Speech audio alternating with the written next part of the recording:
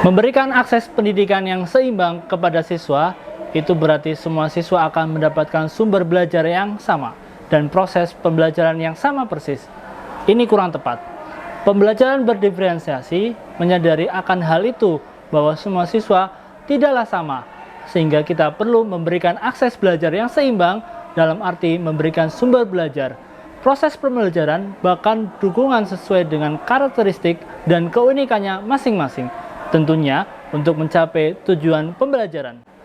Dari seringnya laboratorium fisika dipakai untuk kelas, sejak saat itu saya tetap berusaha menyiapkan pembelajaran yang bermakna dan relevan menjadi poin penting dalam kesuksesan kegiatan belajar. Kadang-kadang saya masih was-was ketika mau menerapkan metode atau model pembelajaran yang tergolong baru. Kita harus belajar dan tetap mencobanya.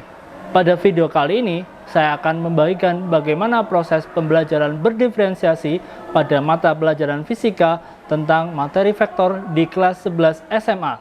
Istilah vektor ini sebenarnya tidak asing di telinga anak-anak, namun beberapa konsep vektor dalam sains memerlukan kecermatan dan penalaran kritis.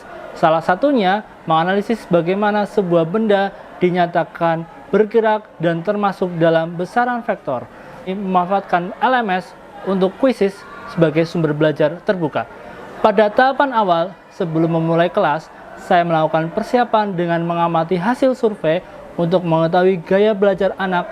Tahap ini gunanya untuk mempersiapkan bahan ajar yang akan saya berikan kepada siswa.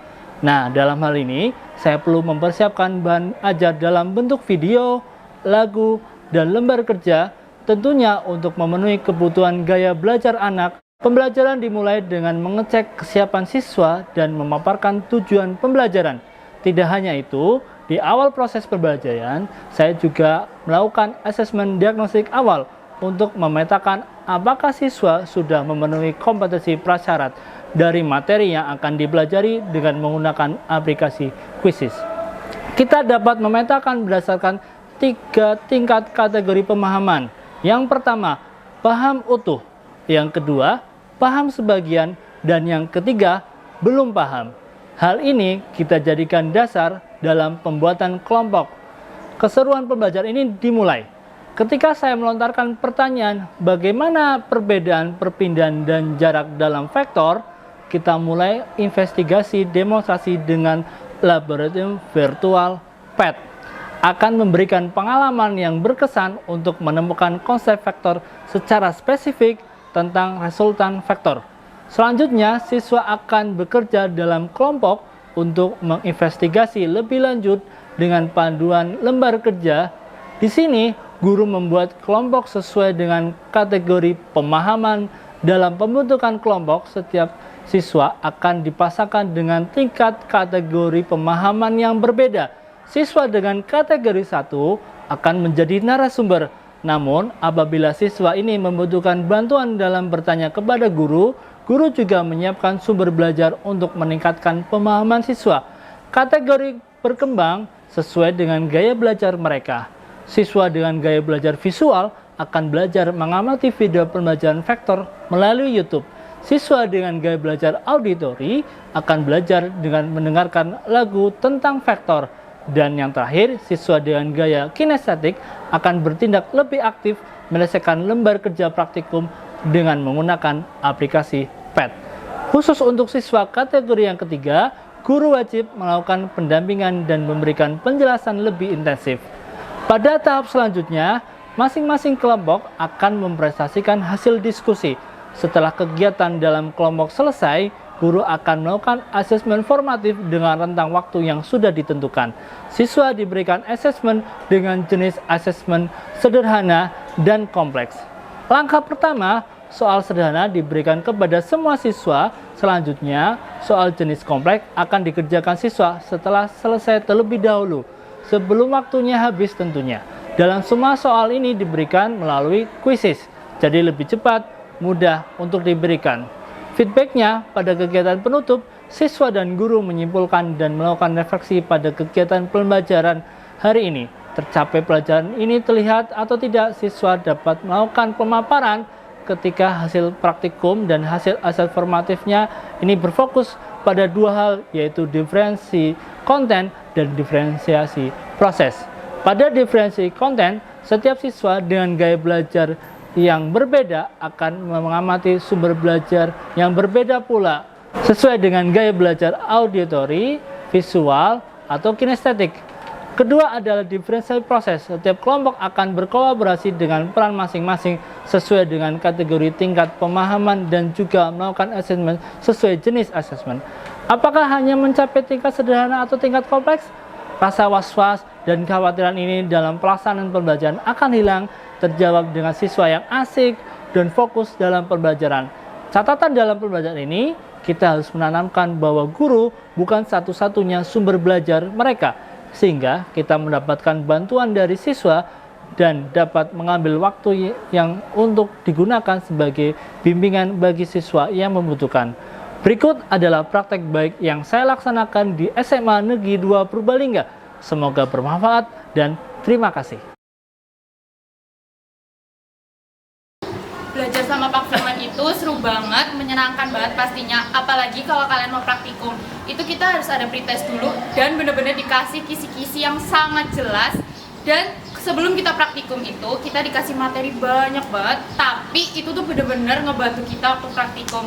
Dan kalau emang kita lagi susahan nih ngerjain tugas-tugas, Pak Firman pasti bantu kita ngejelasin bener-bener detail banget sampai kita paham. Kalau kita belum paham, kita nggak bakal langsung lanjutin kerjaan tersebut. Oke, menurut saya, pendapat saya belajar sama Pak Firman itu seru banget. Terus Pak Firman itu orangnya lucu juga, mengemaskan. Kalau pelajaran tuh nggak bikin bosan, nggak bikin tegang juga. Terus ada seksi praktikumnya juga kan. Nah, sesi praktikumnya tuh menurut aku juga seru. Terus banyak pelajaran di sesi praktikumnya itu. Jadi kita tuh nggak monoton cuma belajar materi itu doang, tapi kita juga bisa explore lainnya juga. Terus habis itu sama Pak Firman juga tuh Pak Firman tuh mudengin banget lah. Pokoknya kalau jelasin materi tuh sampai bener-bener anak muridnya tuh paham. Terus habis itu di seksi praktikumnya juga kan kita suruh buat laporan akhir. Nah, di laporan akhirnya itu tuh kita bener-bener diajarin buat mungkin kayak mahasiswa kali ya, karena kan laporan akhirnya tuh bener-bener yang panjang tahapannya, harus di ACC, terus harus juga ngelewatin laporan sementara atau apa. Tapi itu seru banget dan Pak Firman itu baik banget pokoknya. Kayak kalau menurut aku belajar sama Pak Firman itu asik banget dan nggak ngebosenin. Karena Pak Firman tuh nggak melulu belajar cuma di kelas doang, tapi kadang sama Pak Firman juga belajar di smart class ataupun mungkin kadang di lab fisika juga. Dan sama Pak Firman itu juga kadang kita itu belajar digital juga, memanfaatkan handphone. Kadang kita tuh praktikum, namanya tuh praktikum digital menggunakan webpad namanya. Jadi itu menurutku asik banget karena kayak beda aja gitu dari praktikum-praktikum lainnya yang hadir secara langsung, tapi ini kita menggunakan digital seperti itu. Dan Pak Firman tuh juga menurut aku bisa mahamin murid-muridnya banget. Jadi setiap pertemuan tuh Pak Firman tuh tanya kayak kalian tuh maunya apa, kalian tuh mudanya seperti apa. Jadi kalau menurut aku itu tuh bener-bener bisa mahamin murid-muridnya. Jadi kita tuh sebagai murid bisa bener-bener paham tentang materi fisika tersebut. Berdasarkan pengalaman menjadi observer bagi Pak Firman dalam berbagai macam pembelajaran yang dilakukan, saya berpendapat bahwa pembelajaran yang dilakukan oleh Pak Firman telah menerapkan pembelajaran berdiferensiasi. Selain itu, dalam setiap kali pembelajarannya, Pak Firman selalu mengaitkan dengan perkembangan teknologi yang ada, di antaranya dengan penggunaan lab virtual, dengan menerapkan berbagai macam pembelajaran yang berbasis game yang menggunakan berbagai macam aplikasi. Ini menyebabkan peserta didik merasa tidak bosan belajar fisika, di mana biasanya fisika ini dianggap sebagai pembelajaran yang menakutkan, yang membuat kepala menjadi lebih pusing daripada pembelajaran-pembelajaran lain. Tapi dengan apa yang dilakukan oleh Pak Firman ini, fisika menjadi lebih disukai oleh siswa.